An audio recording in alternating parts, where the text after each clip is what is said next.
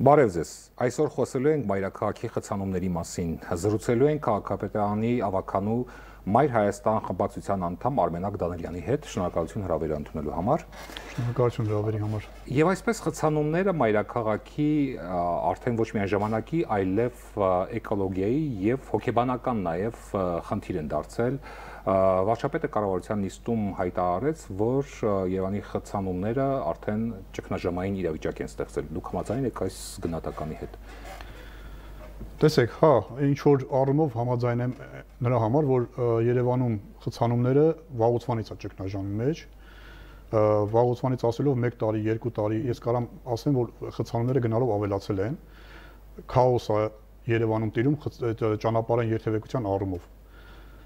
Եվ խցանումները կապ չունի օրվա ժամը, եւ առավոտյան է խցանում լինում, եւ երեկոյան է լինում, օրվա մեջ է լինում, նաեւ շաբաթ օրը կապ չունի։ Մտածում եմ շաբաթ կիրակի ավելի թեթև կլինի քաղաքը, նույնիսկ շաբաթ կիրակի է խցանումներ լինում։ Դա գալիս է նրանից, որ այս մարդիկ կառավարման հետ խնդիր ունեն, կոնկրետ Երևան քաղաքի իշխանությունները Երևան քաղաքը կառավարելու խնդիր ունեն։ Ճիշտ չկառավարելու արդյունքում Երևանը կանգնել է փաստի առաջ, Երևանցին կանգնել է փաստի առաջ Երևան քաղաքում ամենուր Երևանի տարբեր շրջաններում, տարբեր վարչական շրջաններում խցանումներ են։ Դուք կարծում եք, որ սա ոչ ճիշտ կառավարման արդյունք է, թե ենթակառուցվածքները բավարար չեն, միգուցե ռելիեֆը մայրաքաղաքի հարմար չէ։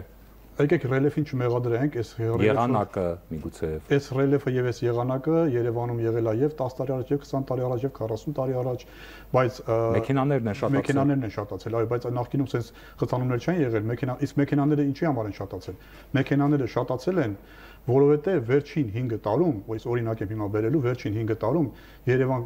քաղաքում կամ Երևանի քաղաքապետարանը կամ այս իշխանությունները 17000 շինթույլտվություն են տվել։ Դա նշանակում է Երևան քաղաքում բազմաթիվ հարյուրավոր շենքեր են կառուցվել, բազմաբնակարան շենքեր են կառուցվել, որի արդյունքում Երևան քաղաքի բնակչությունը շատացել է, որի արդյունքում Երևանը մեծացել է եւ ըստ հենց իրանց ասելու Տիգրան Ավինյանը դրա մասին ասել, Երևան քաղաքի բնակչությունը մոտեցել է 1.200.000 մարդու։ Հիմա դա միայն մշտական բնակվողները, չհաշված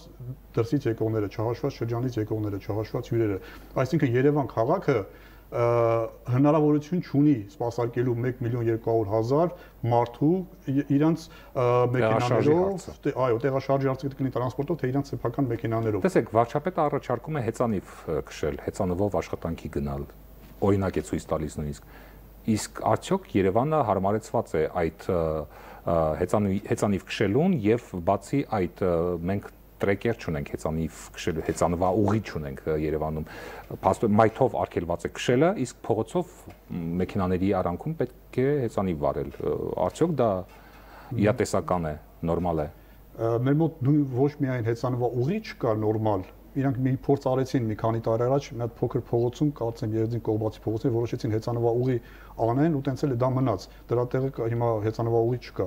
Ոչ միայն հեծանվա ուղի չկա Երևան քաղաքում նորմալ, նաև մայթերը չեն նորմալ, ու մնաց հեծանվա ուղու մասին խոսենք, այսինքն նույնիսկ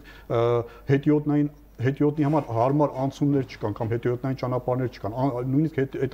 մայթերն են փոքր, մայթերն են անհարմար, մայթերն են հետիոտնի քայլելու համար վտանգավոր, որովհետև քարուքանդեղած են, որովհետև վնասված են, որովհետև վերանորոգման կարիք ունեն։ Էլ ուր մնաց հեծանիվի համար հարմար ճանապարհ, պետքա լինի, այո, ճիշտ եք ասում, հեծանիվի համար հարմարեցված ճանապարհներ, հարմարեցված առանձնացված գոտիներ, որտեղով հեծանիվները կամ հեծանվանման, ասենք օրինակ այդ էլեկտրական սկուտերները կարող են տեղով երթևեկել եւ ընդհանուր երթևեկության հետ չխառնվել, որի արդյունքում վթարներ վատ դեպքեր են լինում, չէ մահացու չլինեն։ Դա համար պետք է լինի առանձնացված ճանապարհներ, առանձնացված ուղիներ, նրանք նույնիսկ տրանսպորտի համար, ավտոբուսների համար առանձնացված գոտիները, երբ որ արել են, ամբողջությամբ չեն արել, դեռ չեն ավարտել, ուր մնաց էլ ինչի մասն ենք խոսում հեծանվի համար ուղիներ անեն։ Ամեն դեպքում վերջին ժամանակահատվածում մի քանի օր է Երևանի երթևեկությունը իսկապես քաոսի է վերածվել երթևեկը եւ վարչապետը իրավամբ ահազանգը վարչապետի իրավամբ է, տեղին է Ինչ է կարծում, ինչն է պատճառը, որովհետև մոտավորապես 1 ամիս առաջ կամ մի քիչ ավելի շուտ նման էլի խցանումներ կային, բայց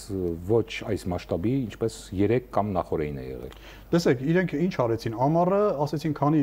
երթևեկությունը թեթև է, փորձեցին երթևեկության որոշակի հատվածներում երթևեկության փոփոխություններ անել, օրինակ հենց կոնկրետ Սարյան փողոցը դարձրեցին միակողմանի, որ մինչև սեպտեմբեր ուրեմն վարորդները հարմարվեն այդ ճանապարհներին, այդ նոր երթևեկության կանոններին, որպեսզի սեպտեմբերից խցանումներ չլինի։ Ամառը ըստ իրենց ասելու բնակչությունը Երևանում քիչ է կամ դուրս են գալի հանգստանալու, երթևեկությունը քիչ է, ուսանողները դասի չեն գնում, պետք է ավելի հարմար լիներ փոփոխության համար։ Այնինչ եկավ սեպտեմբերը ու տեսանք, որ երթևեկությունը ուրեմն կոլապսի է ենթարկված, խցանումներ են, եւ եթե իրանք փոփոխություն են կատարել Սարյան փողոցում, որպեսզի թեթևացնեն կենտրոնը ինչ որ մի ձևով, կենտրոնում խցանումներ եւ կենտրոնի հարակից Մաշտոցի պողոտան թեթևացնելու փոխարեն Մաշտոցի պողոտան ավելի է ծանրաբեռնել է։ Հետո մարդկանց համար դժվարություն է առաջացել, այսինքն մարդը Սարյան փողոց գնալու համար, որ պետքա Բաղրամյանից գնա Սարյան, ինքը պետքա մեծ շրջան կատարի, որպեսզի գնա հասնի Սարյանի իր ցանկացած, ասենք, չգիտեմ, Պուշկին խաչմերուկ օրինակի համար։ Այսինքն նաև մարդկանց համար է դժվարացել եւ վարորդների համար են դժվարացել իրենց համար երթևեկությունն են դժվարացել։ Այսինքն ասելս նաեւ որ այս մարդիկ կառավարման հետ խնդիրներ ունեն, ունակությունների բացակայությունն, կարողությունների, հմտությունների եւ փոխանակ պիլոտային ինչ որ մի բան փորձեն, չստացվի մեկ այլ բան փորձեն, իրանք դրել են այսենց դոգմա են սարքել, պետք է Սարյանը դառնա միակողմանի, որի արդյունքում տեսել են կենտրոնը ինչ է կատարվում։ Բայց միայն կենտրոնը չէ, ես հեռու չգնամ, այստեղից մի քիչ հեռու ուրեմն Նորքի զանգվածները ես մեր մոտ եմ հիմա ասելու որ Աչափնյակում 16, 17, 15 թաղամասերի հետ Խաշմիրուկում ուրեմն դարձրել են շրջանաձև երթևեկություն։ Այդտեղ պետք է լիներ հյուսիս-հարավ ճանապարհով կառուցված վերգետնյա ուրեմն ճանապարհ կամուրջ։ Այդ կամուրջը չեն արել դարձրել են շրջանաձև երթևեկություն, խցանումը ու այդ խցանումը, ասենք օրինակ այդ շրջանաձև ճանապարհից միջև Սիլիկյան թաղամաս խցանում է լինում, երբ որ երեկոյան տուն ես գալի։ Ցերեկը խցանում է նույն Շիրազի փողոցում, միջև ուրեմն Բեկնազարյան փողոց խցանում է լինում։ Նույնը դեպի, ասենք, Մազմանյան փողոցի վրա միջև 15 թաղամաս խցանում է լինում։ Այսինքն այդտեղ պետք է լիներ ոչ թե շրջանաձև ճանապարհ, շրջանաձև երթևեկություն, պետք է լիներ կամուրջ։ Իրանք այդ կամուրջը չեն արել, դա նախատեսված է եղել հյուսիս-հարավ ճանապարհով, իրանք դա հետ չեն արել, բերել մի հատ շրջանաձև ավելի մատչելի ինչ որ բան են կառուցել, արդյունքում խցանումը։ Դա էլ հո կենտրոնը չի։ Խնդիրը կարգավորելու համար շատերը առաջարկում են սահմանափակումներ մտցնել եւ խստացումներ, սահմանափակումներ ավտոկայանատեղիների մասով եւ մեքենա ներկրելու նաեւ մասով։ Դուք համաձայն եք այս սահմանափակումների եւ խստացումների հետ, թե այլ տարբերակ եք առաջարկում լուծման, ինչ տարբերակներ կան։ Տեսեք, մենք այն ինչ առաջարկել ենք ավականոնիստում, մեկ անգամ էստեղ էլ կասեմ, մենք առաջարկել ենք կենտրոնը կարմիր գծերի գինը 160,000 դրամ դարձնելու փոխարեն կամ մի քանի անգամ թանկացնելու փոխարեն Երևանի կենտրոնում եւ ոչ միայն կենտրոնում, արաբկիններ են թանկացրել, արաբկինները դարձրել են մեկին երկու անգամ թանկացրած կարմիր կապույտ կետագծերի մասին է խոսքը, պետք է Երևան քաղաքում կառուցվեին նոր, հիմա էլ պետք է կառուցվեն նոր ուրեմն կայանատեղիներ։ Դա կլինի ստորգետնյա կայանատեղիներ, թե վերգետնյա կայանատեղիներ, որպեսզի Երևան քաղաքի փողոցները բեռնաթափվի։ Այսինքն այն մեքենաները, որ կանգնում էին միջև թանկացնելը, հիմա են կանգնում։ Եվ կանգնում են ժամավճար վճարելով, կանգնում են օրվա համար վճարելով, ամեն դեպքում կանգնում են։ Եվ դրա պատճառով առաջանում է ճանապարհը նեղանում է, դառնում է խցանումներ, այսինքն դրա փոխարեն պետք է իրանք նոր ավտոկայանատեղիներ կառուցեին, որը որ չեն արել։ Այնինչ ուրեմն 2024 թվականին, երբ որ կայանատեղի գինը բարձրացավ, 2 միլիարդ դրամից ավել գումար է հավաքագրվել կարմիր կետագծերի վճարման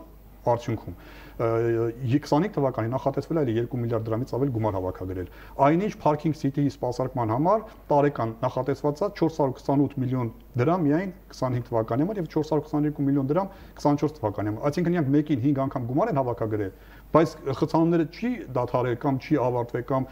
մնում է նույն ձևով մի բան էլ ավելացել է։ Այնինչ իրանք այդ գումարը կարային ուղղեին, նորից եմ ասում, նոր կայանատեղի կառուցելու, նախ սխալ է թանկացնելը, մենք դրա մասով դատարան ենք տվել եւ դատարանում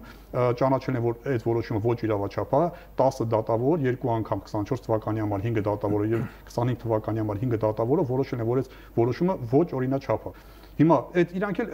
այսինքն 1-ին 5 գումար է թանկացել, եթե ծախսը 428 միլիոն է, իրանք հավաքագրում են 2 միլիարդից ավել։ Այդ հավաքած գումարները ոչ նպատակային են օգտագործում, որ կարելի է լուծվել։ Հիմա տեսեք, մետրոյի կայարան են ավելացնում, փորձում են ավելացնել, եկող տարվանից կսկսվի շինարարությունը, որքանով ես եմ հիշում։ Արդյոք դա կօգնի թեթևացնել Երևանի երթևեկությունը։ Ես այստեղ մի քիչ ծիծաղեմ, երևի Եվ նաև ճոպանուղիների հարցը կար, չէ՞, եթե չեմ սխալվում, ճոպանուղիներ կառուցելու հարց կար։ Քաղաքապետը կարծեմ խոստացել է, որ Երևանը կունենա նոր ճոպանուղիներ։ Եկեք խոստումներից սկսենք, ձեր ասած, իրանք ինչ են խոստացել վերջի 7 տարում, ու այդ խոստումներից ինչ են արել։ Ես եկեք մի քիչ հետ գնամ ու հիշեցնեմ մեր քաղաքացիներին, որ իրենք 18 թվականին, երբ որ արտահերթ թիմ ընտրություններ Երևանում եղավ, սեպտեմբերին իրանք խոստացան, որ հայրենիք կինոթատրոնի մոտ գտնվող այդ խաչմերուկը պետքա լիներ էստակադա։ Էսքիզ ներկայացրեցին, գծագիր ներկայացրեցին, գեղեցիկ ինչ որ նկարեր, արդյունքում հետո բերեցին այդտեղ գծանշումներ արեցին, փորձարկեցին, երևի չստացվեց կամ չգիտեմ, հետ կանգնեցին այդ ծրագրից։ Արդյունքում իրանք խոստացան, որ այդտեղ բեռնաթափում կլինի,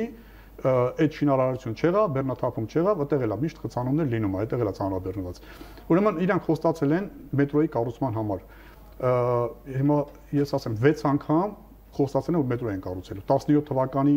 ազգային ժողովի ընտրությունների ժամանակ Նիկոլ Փաշինյանը խոստանում էր, որ իրանց անցնելու դեպքում իրանք մետրոն կառուցել, Աչափնյակի մետրոն կառուցելու են։ 17 թվականին թիմ ընտրությունների ժամանակ, Երևանի ընտրությունների ժամանակ, երբ որ տանիքից տանիք այդ ավտոտնակի կտուրների մաներ գալի ու միկրոֆոնով ասում էր ելկա, էլի խոստանում էր, որ պետքա մետրո կառուցի Երևան քաղաքում։ 18 թվականին սեպտեմբերին, երբ որ եղավ արտահերթ թիմ ընտրություններ Երևան քաղաքում, խոստանում էր, որ պետքա մետրո կառուցվի։ 18 թվականին, երբ որ դեկտեմբերին եղավ արտահերթ ԱԺ ընտրություններ, էլի Նիկոլ Փաշինյանը խոստանում էր, որ Երևան քաղաքում Աչափնյակի մետրոն կառուցվելու է։ 21 թվականին, երբ որ արտահերթ ազգային ժողովի ընտրություններ էր, այդ ժամանակ Նիկոլ Փաշինյանը խոստանում էր, որ պետքա Աչափնյակի մետրոն կառուցվի։ 23 թվականի գարնանը կառավարության նիստերից մեկի ժամանակ Տիգրան Ավինյանը փոխքաղաքապետ կարգավիճակում ներկայ է գտնում նիստին եւ ասում է հետեւյալը. 2 տարում 48 ամսում մետրոն կկառուցվի։ Հիմա 2 տարին անցել է, 48 ամիսն էլ շուտով կլրանա։ Մետրոն չի կառուցվել, մետրոն այս պահին գտնվում է ծրագիրը ուրեմն շմագ լսումների փուլում եւ վերջի մեր տեղեկություններով ուրեմն բյուջեի վերաբաշխում եղավ, կառավարությունից հատկացվող պատվիրակված գումարի բյուջեի վերաբաշխում եղավ, ուրեմն որպեսզի ժողովրդի համար շոշափելի լինի փոփոխությունները կամ առաջիկայում ընտրություններից առաջ ինչ որ բան ցույց տան ժողովրդին, ինչ արեցին այդ հատկացված գումարը, որ պետքա գար մետրոյի համար, Աչափնյակ կայարանի համար, իրանք տվեցին տրոլեյբուսների համար, որ մի քանի տրոլեյբուս գա Երևան քաղաք, որպեսզի ժողովուրդը շուտ 26 թվականին տեսնի աշկով տրոլեյբուսա բերվել։ Այնինչ մետրոպոլիտենը իրանք խոստացել են, որ վերջի խոստումն եմ ասում, կկառուցվի 30 թվականին։ Բայց դա պետքա կառուցվեր, նորից եմ ասում, արդեն մինչև 25 թվականը։ Եվ որպեսզի ժողովուրդը շոշափելի ինչ որ բան տեսնի ընտրությունից առաջ, մետրոն կհետաձգեն նորից, կբերեն դրա տեղը մի քանի տրոլեյբուս ժողովրդին խաբելու համար, տեսեք ժողովուրդ ջան, տրոլեյբուս ենք բերել։ Հիմա ստացվել է մի իրավիճակ, երբ Երևանը ոչ մի կերպ չի բեռնաթափվում։ Կարող ենք դիտարկել շրջանցիկ ճանապարհները, Երևանը շրջանցող ճանապարհները, կօգնեն արդյոք։ Ինչ եք կարծում Մոսկվայի օրինակ աչքի առաջ ունենալով ճանապարհները։ Այո, ասենք մարզից Երևան, մի մարզից մյուս մարզ եկող մեքենաները Երևանը շրջանցեն, այո, չմտնեն Երևան։ Հնարավոր է այդպիսի տարբերակ քննարկել։ Հնարավոր է։ Այդ հյուսիս-հարավ ճանապարհը, որ դեռ սկսել է անցած տասնամյակում կառուցվել, միջև հիմա կառուցվում է եւ հələ դեռ չի ավարտվել, այդ ճանապարհով հյուսիսային մարզից դեպի հարավային կամ հակառակը հարավային հյուսիսային գնացող տրանսպորտը կարա Երևանը շրջանցի կամ Երևանի 90%-ը շրջանցի ու Երևանում չհայտնվի, խցանումների մեջ չհայտնվի կամ խցանումներ չառաջացնի, հնարավոր է, բայց դուք առաջարկում եք նիստերի ժամանակ կա այդպիսի տարբերակ քննարկում եք։ Չենք քննարկել նման տարբերակ, որովհետև պատճառները մի քանիսն են, նրանք մեր առաջարկները չեն ընդունում, չեն լսում, մենք տարբեր առաջարկներ արել ենք, ես հիմա եթերի ժամանակ չասեմ, չի անցել։ Այնինչ իրանք հիմա նախատեսել են Երևան քաղաքում 2 ճանապարհ կառուցեն, Արշակունյաց Իսակով եւ Թիֆլիսյան Դավթաշեն կամուրջը, որը պետքա նորից բեռնաթափի քաղաքը։ Դրա մասին խոսում են։ Նույնիսկ Արշակունյաց Իսակովի մասով արդեն կան լսումներ։ Վերջի լսումը եղել է մի 10 օր առաջ, որին ներկայ ենք եղել, շմակ լսումներ ա կոչվում։ Ուրեմն տեսեք ինչ են անում։ Ես մտավախություն ունեմ, որ այդ ծրագիրը նույնպես չի իրականանա, որովհետև ոնց որ մետրոն, այնպես էլ ուրեմն այդ ճանապարհը կարա ժամանակավոր ձգվի ու ինչ որ փուլում նորից չկատարվի։ Այնինչ հիմա ուրեմն գումարը հատկացվել դրա համար Ասիական զարգացման բանկը կառավարությանը գումար ա տվել 65 միլիոն դոլար։ Ուրեմն 65 միլիոն դոլարով իրանք պետք է կառուցեն 6.6 կիլոմետր ճանապարհ։ Իսակով Արշակունյաց ճանապարհի մասին է խոսքը, որը ունենալու է 290 մետր ուրեմն կամուրջ եւ մնացածը ճանապարհ գետին հավասար ճանապարհ, զորայական մակարդակով ճանապարհ։ Տեսեք 65 միլիոն դոլարը երբ որ բաժանում ես 6.6 կիլոմետրի, ստանում ես 1 կիլոմետրի համար 10 միլիոն դոլարի գումար։ 10-ից ավելի քիչ։ 10 միլիոն դոլարով 1 կիլոմետր ճանապարհ են իրանք կառուցում։ Ես հիմա մեծ համեմատություն ունեմ, որպեսզի մեր հայրենակիցները պատկերացնեն ինչ թալանի մասին է խոսքը գնալու կամ ինչ կոռուպցիայի մասին է խոսքը։ Ես ենթադրաբար կոռուպցիա եմ այստեղ տեսնում։ Մարտակերտ Վարդենիչ ճանապարհը, որը կառուցվել է անցած տասնամյակում Հայաստան համահայկական հիմնադրամի, Հայաստանի կառավարության եւ Արցախի կառավարության գումարներով, կառուցվել է 17 միլիարդ դրամով, մոտավորապես 40-ից 44 միլիոն դոլարով։ Ճանապարհի երկարությունը 114.5 կիլոմետր է։ 114.5 կիլոմետրի վրա երբ որ բաժանում են 44 միլիոն, ստանում ենք 385,000 դոլար գումար 1 կիլոմետրի համար։ Հիմա տեսեք 385 դոլարը 17 թվականին է շինարարությունը ավարտվել։ 17 թվական, հիմա 25 թվական, 8 տարի։ 8 տարվա մեջ այդ ինչքան թանկացավ շինարարությունը, որ 385-400,000 դոլարից դարձավ 10 միլիոն դոլար։ 25 անգամ թանկացել է, ոչ։ Թող այդ 400,000 դոլարի փոխարեն լիներ 1 միլիոն դոլար։ Այսինքն 6.6 կիլոմետր դառնալ 6.6 միլիոն դոլար, բայց ոչ թե 65 միլիոն դոլար։ Այս ինչ են անելու այս գումարները։ Աննպատակ ծախսելու են կամ, չգիտեմ, իմ ենթադրությունով կարան գրպանեն այս գումարները, թե ինչ ձևով թող արդեն իրավապահ մարմինները դրանով հետաքրքրվեն։ Ասելս նա է, այդ շրջանցող ճանապարհները այո կօգնեն Երևանին բեռնաթափել, բայց պետքա կարողանան այդ ճանապարհները կառուցեն այս իշխանությունները եւ պետքա այդ գումարները, որը որ Երևանցու ուսերին է նստելու կամ գրպանին է նստելու, որովհետեւ այդ գումարները Երևանցին է վճարելու վերջի, պետքա նպատակային ծախսվեն։ Նպատակային ծախսվեն եւ արդյունք ստանանք արդյունքում, որ Երևանը բեռնաթափվի, իսկ Երևանցին եւ ոչ միայն Երևանցին տեղից տեղ ակետից բեկե տեղափոխվելու, չներվայնանա, չջղայնանա, խցանումների մեջ չմնա, ժամանակ չծախսի։ Էկոլոգիան չվնասի։ Էկոլոգիան չվնասի։ Ձեր գնահատմամբ երբ Երևանում կարող ենք տեսնել իրական փոփոխություններ երթևեկության կազմակերպման ոլորտում։ Եվ երթևեկության կազմակերպման ոլորտում եւ ընդհանրապես Երևանի կառավարման մեջ փոփոխություն կլինի ՔՊ-ի հերացումից հետո, նոր իշխանություններ գալուց հետո, որովհետեւ այս մարդիկ 7 տարվա մեջ այդպես էլ իրենց փորձի վրա կառավարել չսովորեցին։ Իրենց փորձի վրա չսովորեցին քաղաքը ճիշտ կառավարել, որի արդյունքում Երևանցին չջղայնանա, չներվայնանա, դա կլինի թե քաղաքի փողոցների երթևեկությունը թեթևացնելը, դա կլինի թե տրանսպորտային համակարգը ընդհանրապես թարմացնելն ու, չգիտեմ, սկսած է տրանսպորտի սակագնի որոշելուց, վերջացրած կարմիր գծերով, ամբողջությամբ այս մարդիկ տապալել են, ինչ որ գներ են բարձրացրել, որ իրանք գիտեն, որ գին բարձրացնելով հարց ա լուծվելու, իրանք գիտեն գինը բարձրացրեցին, բյուջեն մեծացրեցին, դրանով հարց ա լուծվելու։ Ոչ, դրանով իրանք գրպաններն ա լուծվելու, բայց Երևանցու համար խնդիրը չի լուծվելու։ Երևանցու համար խնդիրը եղել է, հիմա էլ մնում է, վաղն էլ լինելու է, մնալու է, որովհետև նորից եմ ասում, գումարով չի, որ միայն գումարով չի, որ պետքա կարողանան ճիշտ կառավարեն, պետքա կարողանան օպտիմալ, ավելի